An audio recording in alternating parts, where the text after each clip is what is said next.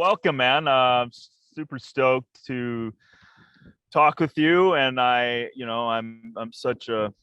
have phobia of going inside, so I'm doing it outside. And yeah, so I'm sitting under the wisdom of a 300-year-old oak tree. So hopefully that can help. Beautiful. Beautiful. So man, Simon, you've been busy. I don't even, I was, in trying to prepare for this conversation. It's like there's 1,001 questions and rabbit holes to go down. But what I really love, I just a shout out to the Optimism Company, just that creation alone, and then the works behind it. I just want to give a clap right now. So Oh, thank you very much. yeah, so thank you for that. I've Yeah.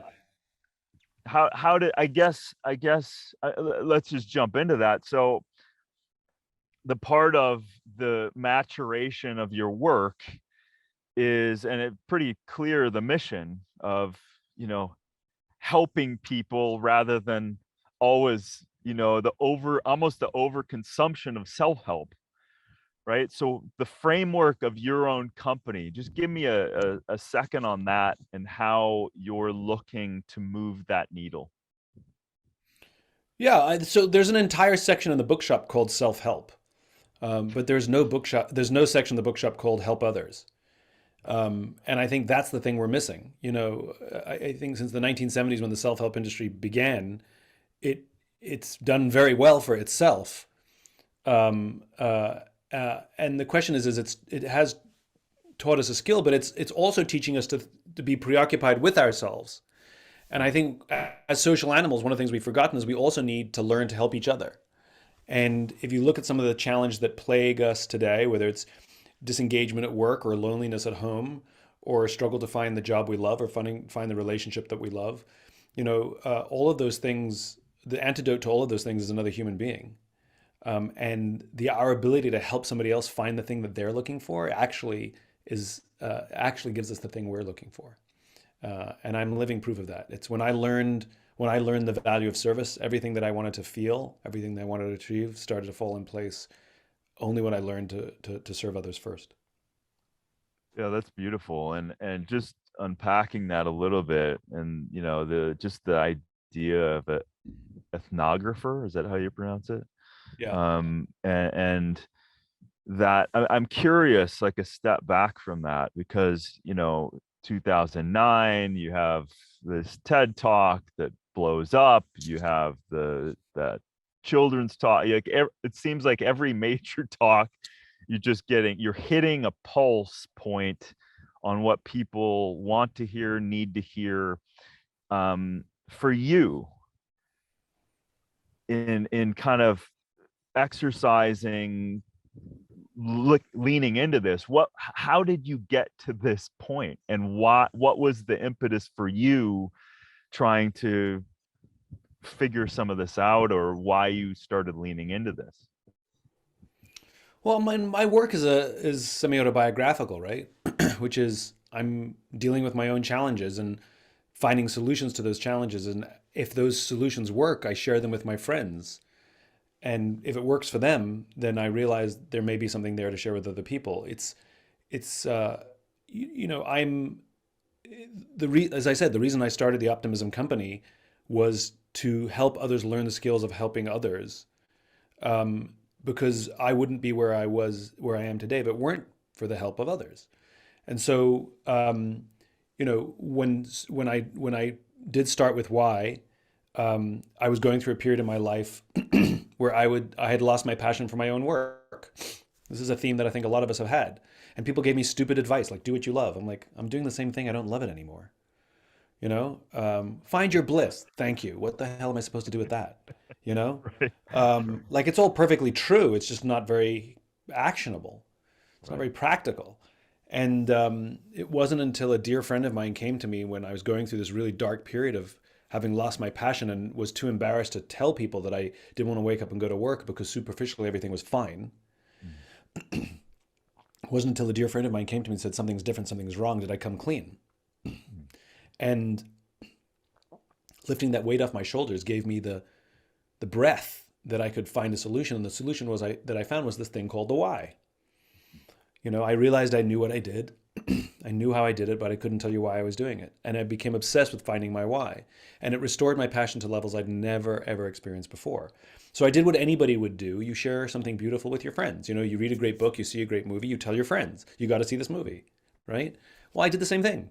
I came upon this, I developed this little construction that I called the golden circle, why, how, what, that's helped organize our lives, and our work, quite frankly, and companies. It had such a reason I called it golden. The reason I call it the golden circle is, if you know the golden formula, it's this magical formula that seems to explain everything from, why, to leaves, to beauty, to snowflakes.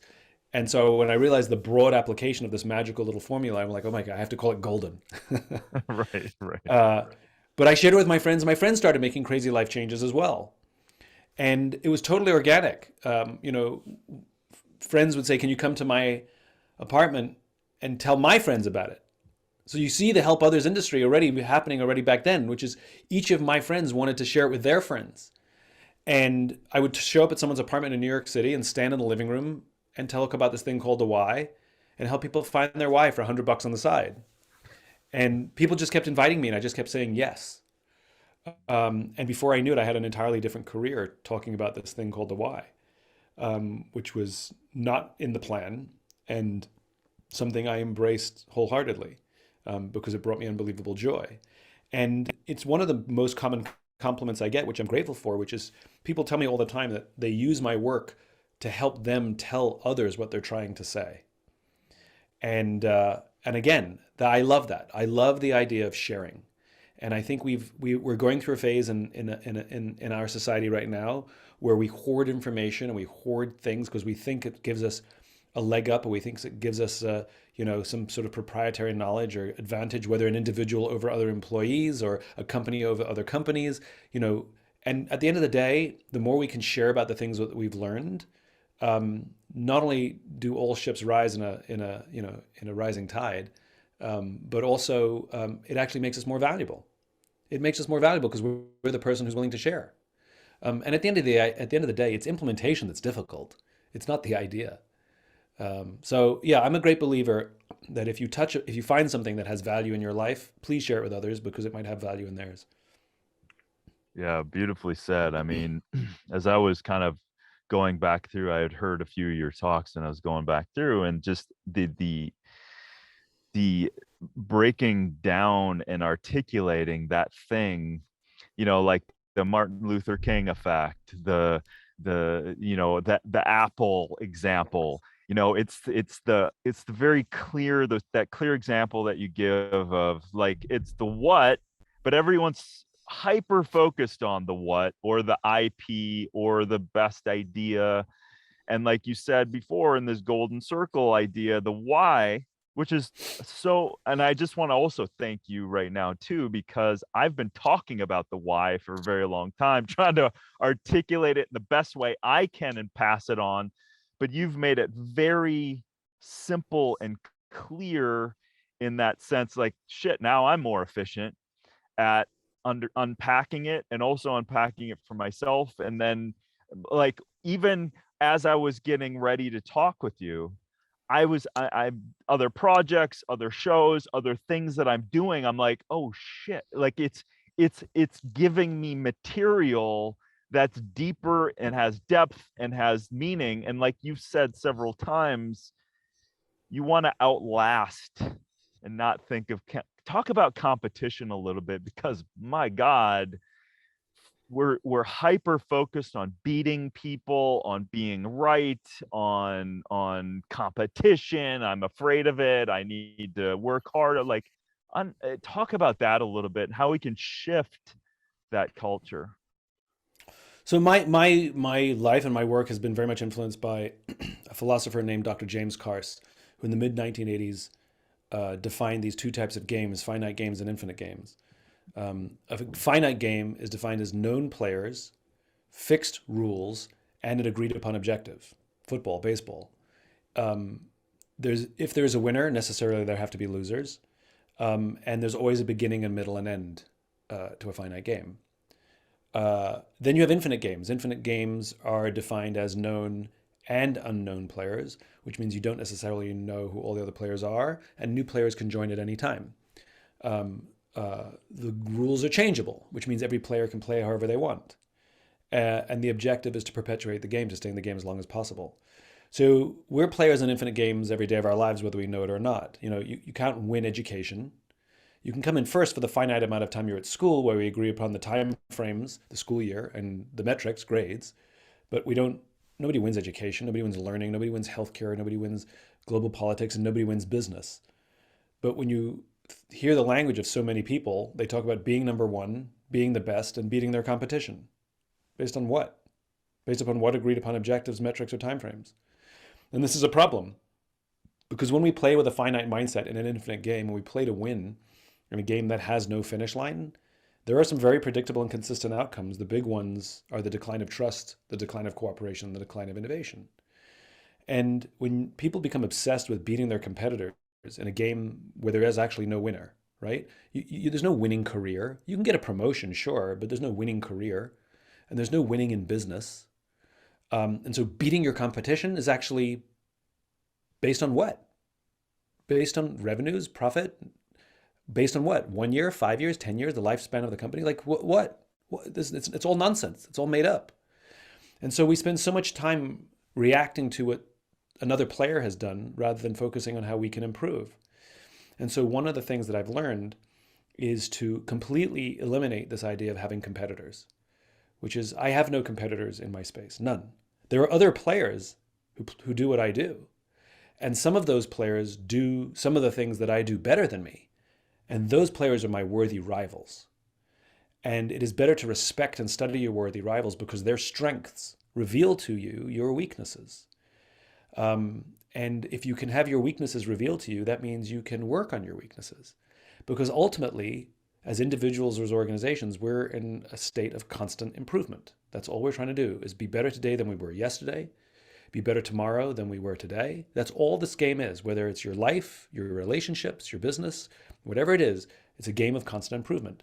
And so to obsess about beating your competition actually takes us away from constant improvement because it might make us do something short term, or it might make us do something expedient because it gives us a short term leg up, or use cheaper ingredients, or trick somebody, or because it can drive revenues.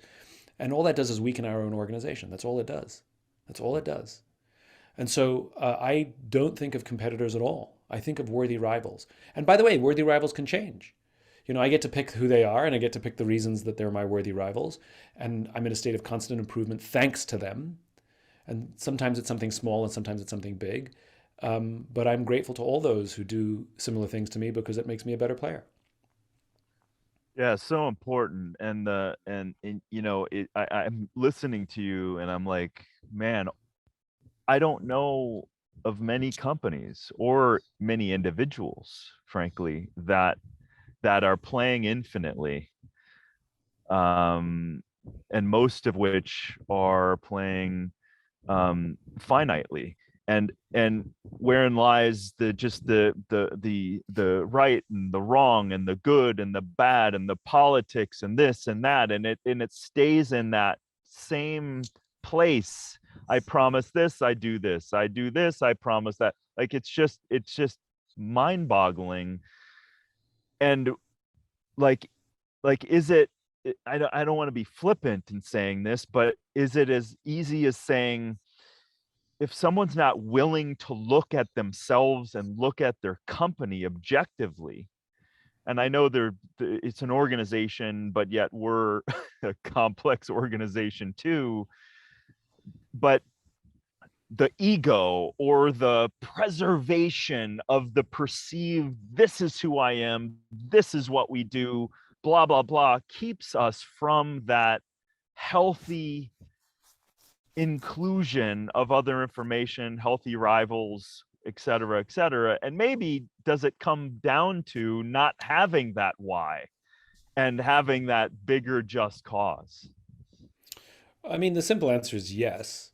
I have people come up to me all the time and say, but Simon, you have to understand, we are the best and we are number one. And I always say the same thing. For now, for now, Right. right? Like none of this lasts, and that's why constant improvement matters. It was very interesting when COVID struck, and in the beginning of COVID, people asked me, did this destroy your idea set? And it did the opposite. It reinforced it. When COVID struck, not a single organization on the planet, a total of zero, was trying to beat their competitors. Nobody was studying their competitors. Nobody was obsessed with their competitors. Not a single company was worried about beating their competition. Every single one of them was obsessed with staying alive, you know? And and it proves that you can run a successful organization without focusing on what somebody else is doing or obsessing with trying to beat them. You can worry about what they're doing to learn from them. But and that survival mentality is actually the correct mentality to use in good times or hard times. When you're in hard times, you go, how we have to make sure that we will continue to exist. Well, in good times, we have to say to ourselves, we have to make sure we will continue to exist. And that might make some of the choices that we make very different than the ones we'd make when we think that, we had the best year ever. Let's distribute all the money to everybody immediately and leave the bank account dry. Well, what about next year? But we're deciding that we want to continue to exist forever. It just makes us a little more cautious, and not in a bad way. I'm a great believer in risk taking. I'm a great believer in innovation. I'm a great believer in breaking things.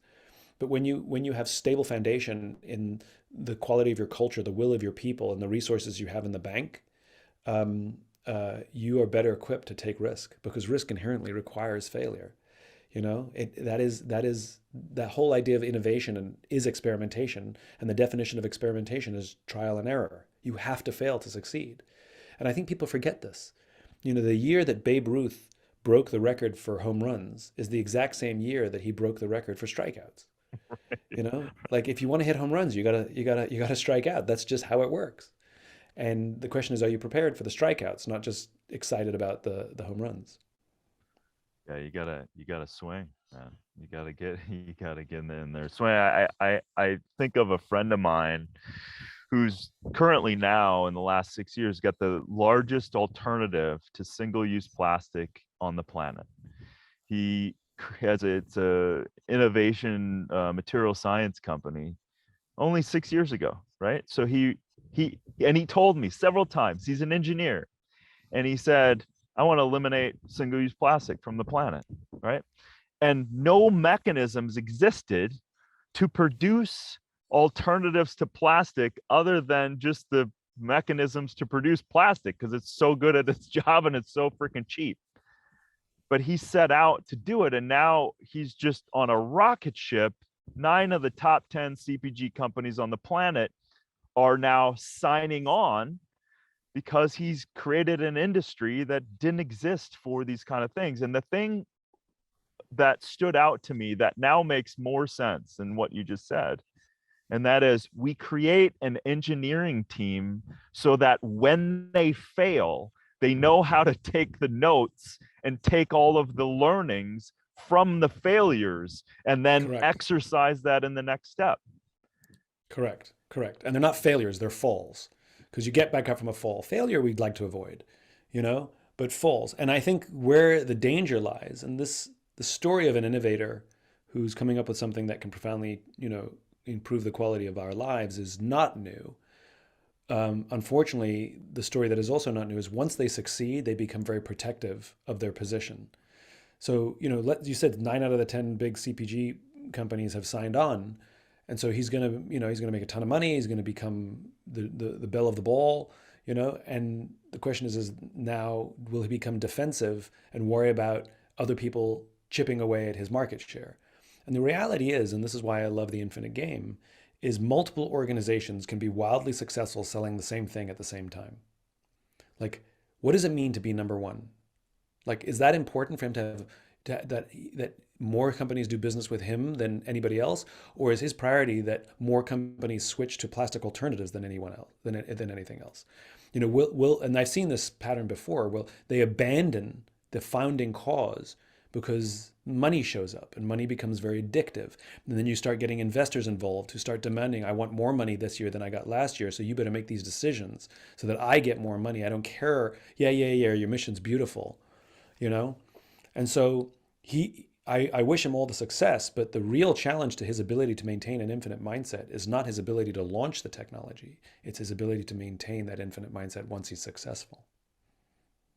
Well, the good news is I've introduced him to a very good friend of mine who's also one of the best plastic annihilators on the planet with new technologies, clean technologies to annihilate the plastic.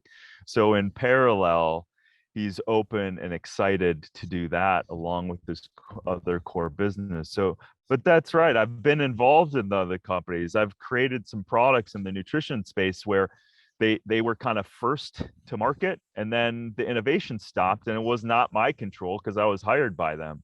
And then all of a sudden you see competition comes in, and the ethos of how and why, it's like giving you, they gave me the keys of the castle, do this and just let me worry about selling it. So how is it? What can we? Because I think of I'm jumping both sides because I also think individuals, because not everyone, there's a lot of entrepreneurs out there and there's individuals, but I also think of people working really hard at Yeah, companies that they don't have the reasons, they don't have the depth, they don't have the why, but they're sure. smart and they're trying. Like, how do we? Because I'm like, the fabric of society is crazy right now, Yeah. and with that, without that reason, without that why that you're talking about, it's scary to me. The I get this question a lot. I work in a company and my boss doesn't get it. What do I do? Or the company is finite minded and only cares about short term results. What do I do? I get this question a lot. And the answer is then you live with an infinite mindset. Then you show up to work every day and you make sure that your colleagues and coworkers, which includes people up the chain of command and down the chain of command, it's not just, you can worry about your boss too. They're human beings, you know, and you say things like, "Are you okay? How are you?" A friend of mine who's a Marine Corps general, he says his test for leadership is if you ask somebody how you ask somebody when you ask somebody how they're doing, you actually care about the answer. And every one of us can choose to be the leaders we wish we had. And so you can live with an infinite mindset and operate in an infinite way without being the leader or the founder or the boss. You can be a cog in a machine and you can come to work with a sense of service and cause that you're trying to advance, that you can do at work. That you want to go to work, you want to come home at the end of the day with the knowledge that the people with whom you work are going home feeling inspired, safe, and fulfilled, and you can contribute to that. You know, and the irony is not only will you enjoy work more, but usually the work product improves. And then leadership tends to either leave you alone or say, "What are you doing?" But you're also gaining a skill set, and those around you are gaining a skill set. And eventually, the tail wags the dog, which is all those people eventually promote out of your group, and they end up infecting the rest of the company. And before you know it, that terrible leader has moved on. That finite-minded leader has moved on, and it's now you're thinking in that way of that service-mindedness that has infected the whole company. And like I said, the infinite game is about creating organizations that outlast us. And so we can outlast any leader as well if we choose to play with an infinite mindset. Yeah, and just for everyone listening, The Infinite Game is the book that we're referring to a lot here. And, there's so many different little nuances here that are so powerful. And, when you talk about, let's kind of talk about leadership a little bit, because I think of that as leading your life, leading your family, Mhm. also leading your organizations. And you had this one little simple thing, like, listen, a leader is anyone who's being followed, right, in some form or fashion, right? I heard you say that, and it makes all sense. But then it's not. So talk about the difference between being in charge of someone, like everyone said, oh, I'm a leader, I'm in charge of all these people, but the nuances of what that actually Yeah. means. Yeah, leadership is one of the most misunderstood ideas, I think, in our lives. Leadership has nothing to do with being in charge. Leadership is about taking care of those in our charge. And the definition of leadership is the awesome responsibility to see those around us rise. So if you're a parent, you want to see your kids rise. You know, if you're a friend, you want to see your friends rise. If you work in a company, you want to see your colleagues or subordinates rise. You know, um, we confuse leadership with hierarchy and rank. And I know many people who sit at the highest levels of organizations who are not leaders. You know, we do as they tell us because they have authority over us, but we don't follow them. The choice to follow is just that. It's a choice. I'll do as you tell me, but I don't follow you. There's a difference. You know, many of us have left jobs to follow our boss to a new job. You know, we've done that. That's followership. And so when we say, you know, a leader is anybody who somebody who follows you, they've made the choice to follow you. A leader is anyone who where others have made the choice to follow you, not because you have authority over them. That's not followership. That's just rank. So yeah, I think, and the most important thing is leadership does not come with rank. I know many people who are junior in companies who've made the choice to look after the person to the left of them and the person to the right of them. We would follow them anywhere. So every single one of us has the opportunity to be the leader we wish we had, regardless of where we are in the organization. And as you said, we can choose to lead our families as well. We can choose to lead our friends.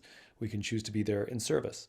And the great irony of leadership is the best leaders are actually the best followers because they always see themselves in service to something greater. Even the Pope is not the head of the is not the top. He follows something even higher, you know, and that's the point. Which is the best leaders, whether it's an inspiring, whether it's a vision or an inspiring leader or a cause, they see themselves in service to something even greater than themselves, even if they achieve the highest rank. Yeah, and you know, the things that are blaringly obvious to me when you're talking about, you know, I studied Carl Rogers back in the day, right? Active listening, active caring. Like when you're just sitting across from someone, they don't have to say anything other than one question, how are you? And genuinely care. You have a great example of that. I don't know how far back that goes, but I'm sure you have plenty more now. But that barista, right? That told you, I don't know if it was the impetus of that, but told you the organ the what was it, the hotel, some hotel chain It's the that Four Seasons. yeah, and that he loved his work because all management, he could he felt a part of it. They cared about him. And you know, it's what the hell happened where all of a sudden we didn't care about our fellow human, right? We like it just seems the most commonsensical thing to do is to have empathy and care about someone in your organization doing something with any sort of meaning. What the hell happened? And There's a yeah. simple answer, I think. Well, let me tell the story about the barista because it's a nice story. So I was on a business trip in Las Vegas, and the client very generously put me up at the Four Seasons, and they happened to have a coffee bar in the lobby at the Four Seasons in Las Vegas. And so one afternoon, I went and bought myself a cup of coffee. And the barista working that day was a kid named Noah. And Noah was funny and charming and engaging. And I stood there for far too long buying a cup of coffee because I just enjoyed talking to Noah. And as is my nature, I asked Noah, "Do you like your job?" And without skipping a beat, Noah said, "I love my job." Now, in my line of work, that's significant. Like is rational. I like the work, I like the people, I like the challenge, I make good money, I like my job. Love is emotional. It's a higher order connection. Like, do you love your wife? I like her a lot, right? It's not the same thing. And when I asked Noah, "Do you like your job?" and he said, "I love my job," my ears perked up. This kid has a higher order connection to his work. So immediately I followed up and said, "Can you tell me specifically what the Four Seasons is doing that you would say to me that you love your job?" And without skipping a beat, Noah said, "Throughout the day, managers will walk past me and ask me if there's anything that I need, anything that they can do to help me do my job better. Not just my manager, any manager." And then he said, "I also work at another hotel. And there, the managers walk past me and catch me when I'm doing something wrong, or they're just trying to drive our performance." He says, "There, I like to keep my head below the radar. I just want to get through the day and collect my paycheck. Only at the Four Seasons," he said, "do I feel I can be myself." Right? Now, this is the exact same human being, and yet our experience of him will be profoundly different, not because of him, but because of the leadership environment in which he works. And we're always so quick to blame the person, but I always say, well, where are they working? This is the exact same human being. Um, and the fact of the matter is that the other hotel, they were way more concerned with performance. And so when you ask your question, why have we given up on empathy and why have we given up on service? It's because our incentive structures at work have been all predominantly based on individual performance. And we've set up structures in our companies where it's how do you advance yourself, not to how do we advance the organization or how do we advance the team. And so, one of the things that we celebrate the greatest generation for, and the reason we probably call them the greatest generation is not just that they defeated fascism and Hitler, but it's that they were united in common cause. They came together in remarkable, remarkable ways. And it was that love and camaraderie that we envy and want back. And so I think that over the 80s and 90s, the rise of Jack Welch and GE and sort of short-termism, we have done great damage, not just to our businesses and our economy, but we've done great damage to our relationships and to each other because we've created incentive structure that actually incentivizes us to be less human. We've created incentive structures and we see it bleed over outside of business. We see it in politics now. Politicians are now way more preoccupied, and this is the left and the right. I don't care. They're all crap. They are now way more preoccupied with winning their own elections or keeping their party in power than they are serving the nation. They all talk about serving the nation, but in reality, we know we're not idiots. Like, we're highly attuned social animals. We can tell the difference, and we see it. Our founding fathers never intended for professional politicians. The intention was you leave the farm, you leave your law firm, you come serve your country for a few years, and then you go back to your farm and you go back to your law firm, whatever it is, right? But we now have professional politicians that have been in office for 30 years. That we now have a professional class of politician. That was never the intention. The idea was service, not self-preservation. Because like anyone who's been in a job for 30 years, you're deathly afraid of not having that job anymore. And when you're deathly afraid of not having that job anymore, you'll do anything to keep it. I had a very uncomfortable conversation with a congressman a bunch of years back. Uncomfortable for them, not for me. We're in a closed door session, it was just me and them, no aides, no staffers, no nothing. And I said, you know what your problem is how I started the conversation. I says, you guys are so preoccupied with winning your elections that you won't sacrifice your job for this country. I said, I know people who wear a uniform who would sacrifice their lives for this nation, and you won't even sacrifice your job for this nation. And I said, and besides, if you did lose your election, you're going to become some lobbyist and make more money than you've ever dreamed of. So whether you lose your election or win your election, what exactly are you losing? You'll either have power or you'll have money. Take your pick. And I think that's largely the problem, which is true service for those who choose to lead us. It comes with a social contract. And this, by the way, is not me just spouting idealism. This is deeply, deeply grounded in our anthropology and our biology. Because there's an anthropological reason we have leaders. It's not just an accident. If you go back to the origins of humankind, for thousands and thousands of years, tens of thousands of years, we lived in populations that were never larger than about 150 people. That's how big a tribe generally was, right? And it's called Dunbar's number, and that we cannot maintain more than about 150 close relationships. That's historical, and that's still true to this day, and for good reason. We don't have enough time to have that many relationships, and we can't remember everybody. That's why it's about 150. And some journalists did some experiment when the internet started to show up on Facebook, and they went through all of their 800 Facebook friends, and the question is, do you know who everybody is? And they didn't know who everybody was, or if they reached out to everybody, the people didn't necessarily know who they were. The number where you all kind of knew each other netted out at about 150, right? Wow. Yeah. So we cannot maintain more than about 150 close relationships, right? And again, that is historically based because we lived in these tribes that are about 150 big, right? We didn't start farming until about 10 or 12,000 years ago. That's when we could maintain bigger populations. Anyway, I digress. If we're living in these populations of about 150 in a tribe, there are some very practical considerations, right? Which is we have to cooperate because otherwise we're going to die. These are, the saber-toothed tigers and things, right? And in these austere times, Somebody brings food back to the tribe. We're all hungry, and we all rush in to eat. Now, if you're lucky enough to be built like a football player, you can shove your way to the front of the line, right? But if you're the artist of the family, you're going to get an elbow in the face. This is a very bad system for cooperation. Because if you punch me in the face this afternoon, the odds are I'm not going to wake you and alert you to danger tonight, right? Bad system.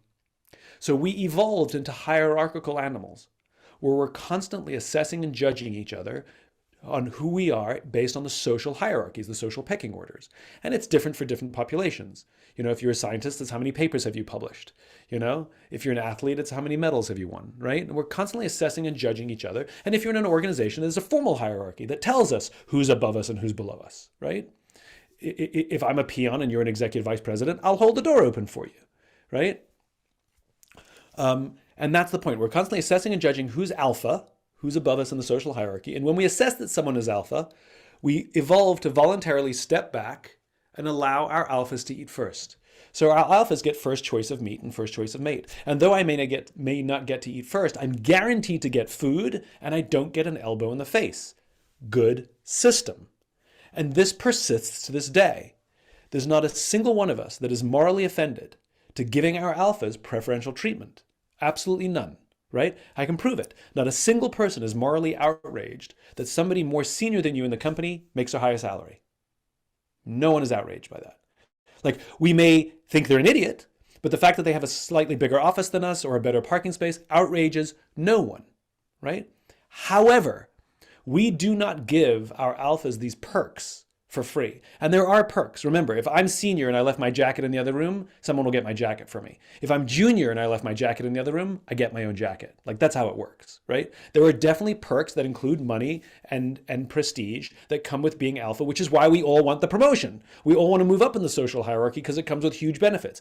But those benefits do not come for free. There's a deep, deep-seated social contract that when danger threatens the tribe, it's the person who's actually stronger, actually smarter, actually better fed, actually better taken care of, that will rush towards the danger to protect us. That's why we gave you first choice of mate, because we want to keep your genes in the gene pool. We're not idiots. We don't give those perks away for free.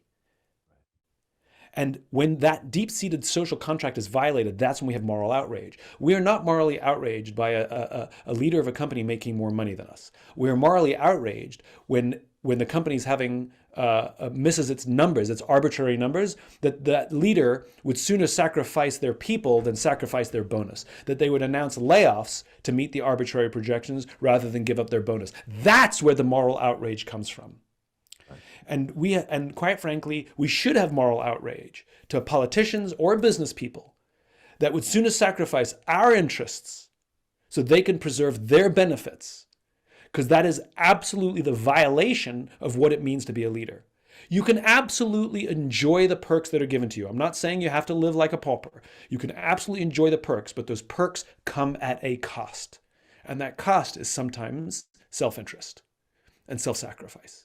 And that is the true definition of leaders. And the leaders that we love are the ones that are willing to do that. Oh man.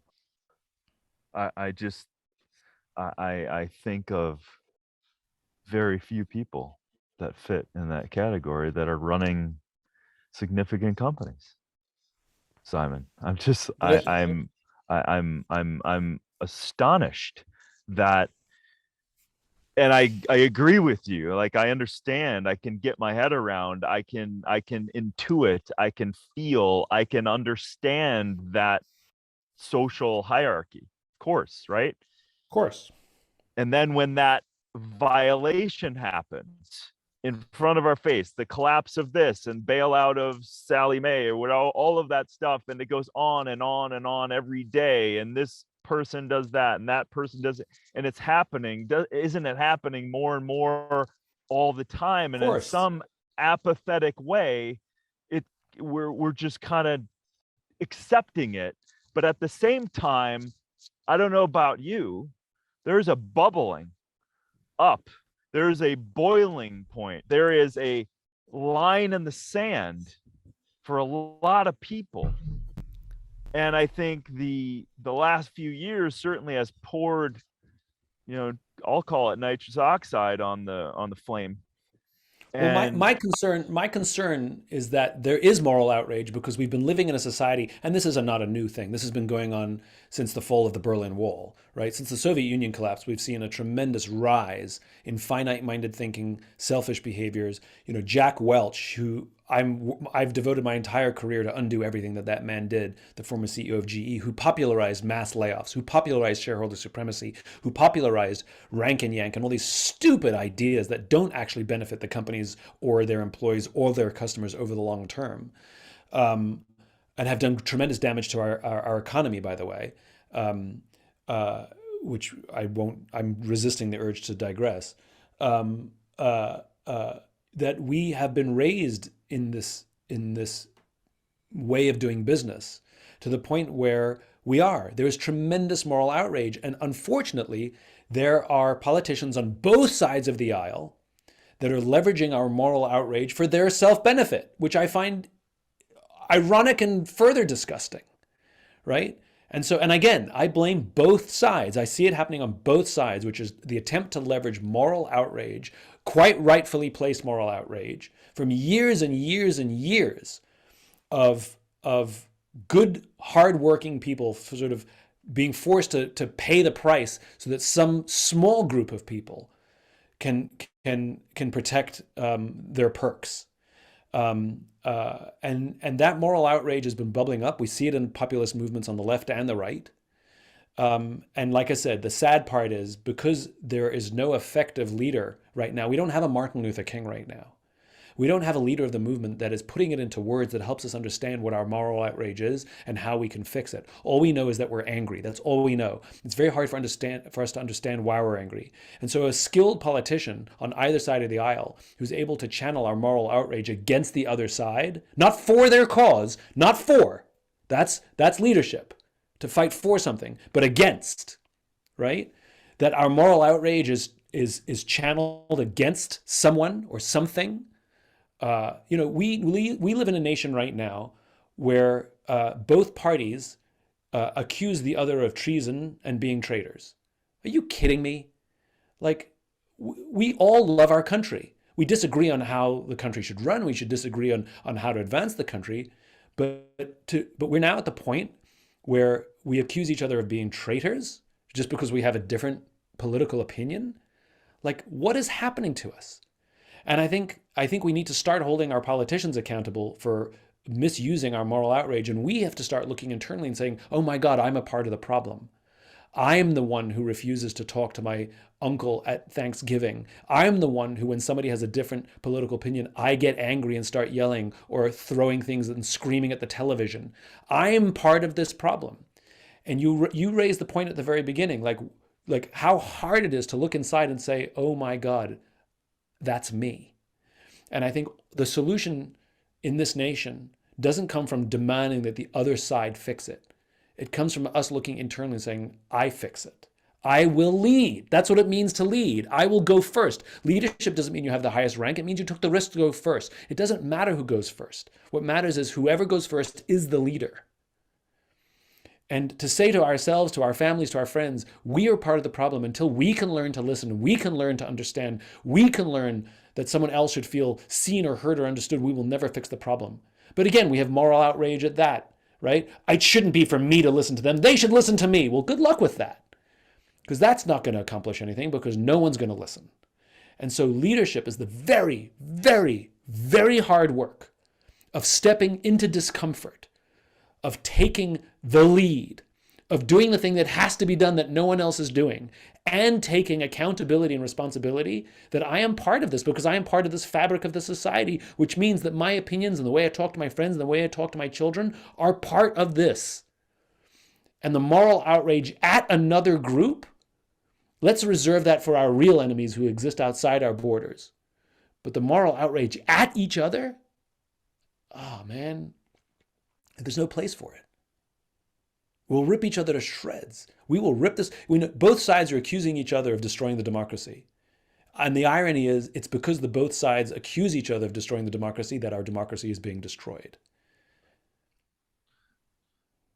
it's so much of that if you change, if you do this, we're good, or the country's good, or I'm good. If you didn't do that, I would be better. It's that whole thing of that lack of allowing the world to mirror to you. Where are you a tyrant? Where are you separated? Where are you judging? All of that stuff. That's the hard work, Simon. Like And that's hard work for people, it it is seems. very hard work. And then it goes right back to the beginning of why I started the Optimism Company, which is an organization dedicated to teaching and fostering, the skills of leadership. Why? Because I want people to learn the skills of service, of taking care of each other. The help I want to build the help others industry.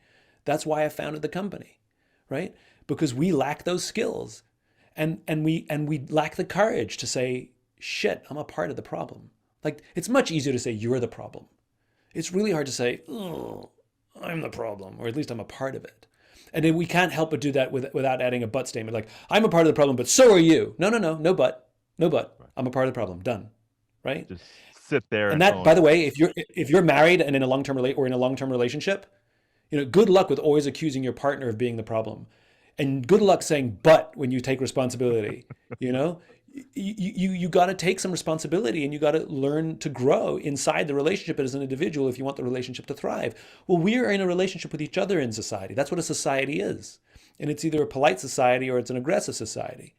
And I would rather live with people that I profoundly disagree with, but can have a conversation with them, than people that I profoundly or mildly disagree with that we can't listen to each other at all. I have a close friend who we have very, very different political opinions, diametrically opposed. And we didn't know this about each other when we first met. We learned about this, in the relationship. And at one point we were talking about some subject, and I know I thought it, but I think I actually said, "How can you be so stupid?" And she stopped and said, "You just called your friend stupid." And I realized, what have I done? I am judging. I have replaced my curiosity with judgment, and what I need to do is replace my judgment with curiosity. And I took a step back and said, "You're right." And instead of telling her that she was wrong and giving her the list of arguments as to why she was wrong, so I could prove her wrong or I could be right, right? Instead, I learned to listen. And I learned to ask questions, and I learned to be curious about her points of view and why she has those points of view. And the more I listened, I could always find something that we agreed on. Always. And as soon as I was able to find the thing that we agreed on, she became more open to my point of view. And I'm very, very proud of our friendship, and so is she, because we are living proof that you can be on literally polar opposites of a political spectrum and have love for the other person. And I have deep love for her, and I know that she'd be there for me no matter what. Because there are things that matter more than my political opinions, and there are things that matter more than her political opinions, which is she a good friend? Does she share my values? Will she be there for me when I really need it? Will I be there for her when she really needs it? And the answer to all of those is yes, a resounding yes.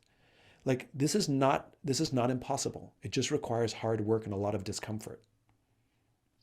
Yeah, and I think the thing that is obvious in your saying that, the values of that friendship, the values of that person, like going through all of that stuff. Number one, you're exercising the medicine that you're also preaching in terms of what we need to do, and that is it is always, every time, very difficult to stop and own that stuff. But I agree with you, like through that, the richness of life and connectedness and vulnerability and connection deepens. um so hats off, and I'm glad that you're doing that, because you're seeing the value to be able to exercise the optimization company and all of these things, because dude, Optimism Company. Not about optimism. optimization at all. Yeah, it's it's it's slow and plodding and meandering. If anybody's ever tried to work on a relationship, there's nothing optimized about it. yeah, that's true. Yeah. That's funny. um yeah, man. Well, dude, I'm in. Any way I can help.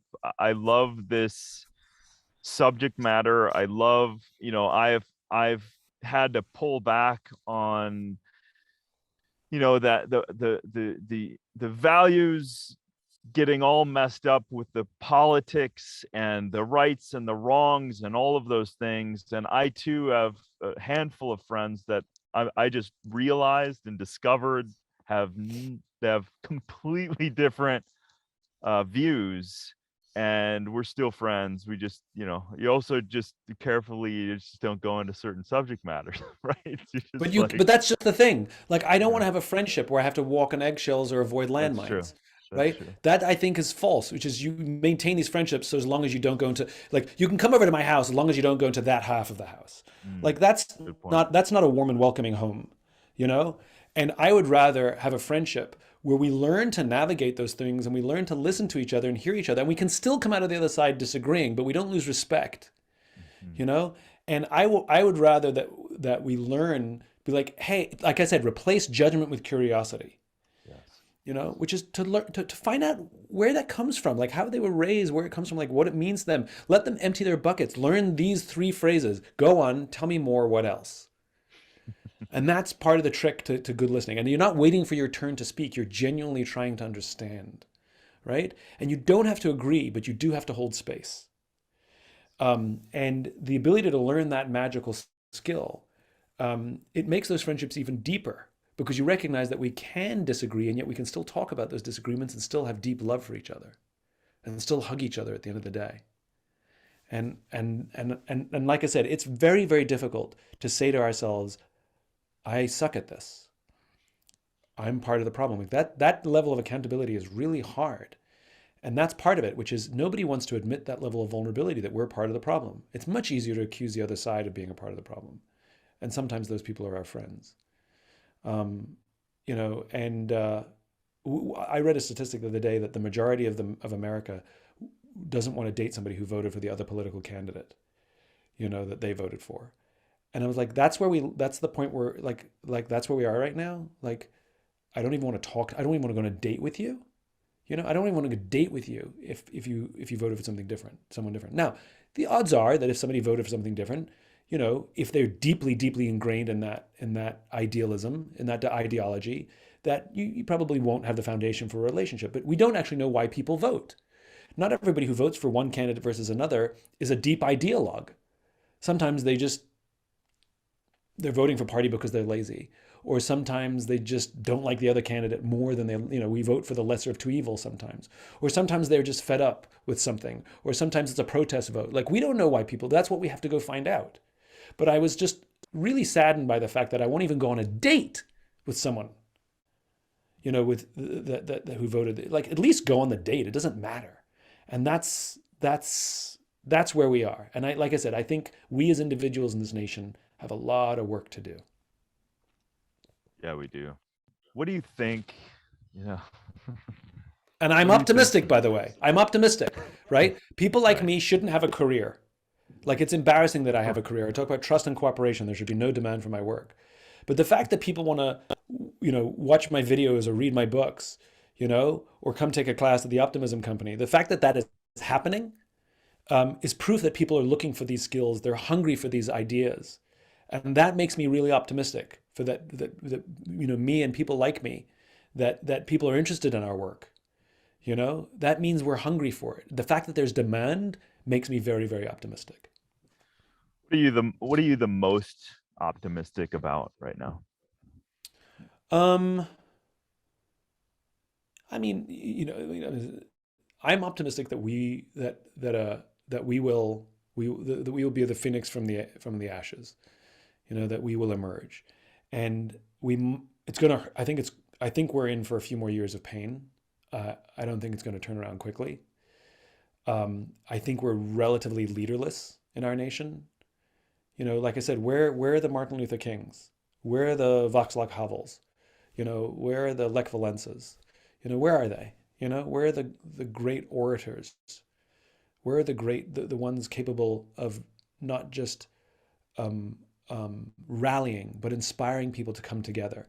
Remember, Martin Luther King, 25% of the audience who showed up on that day in front of the Lincoln Memorial, 25% of the audience was white, right?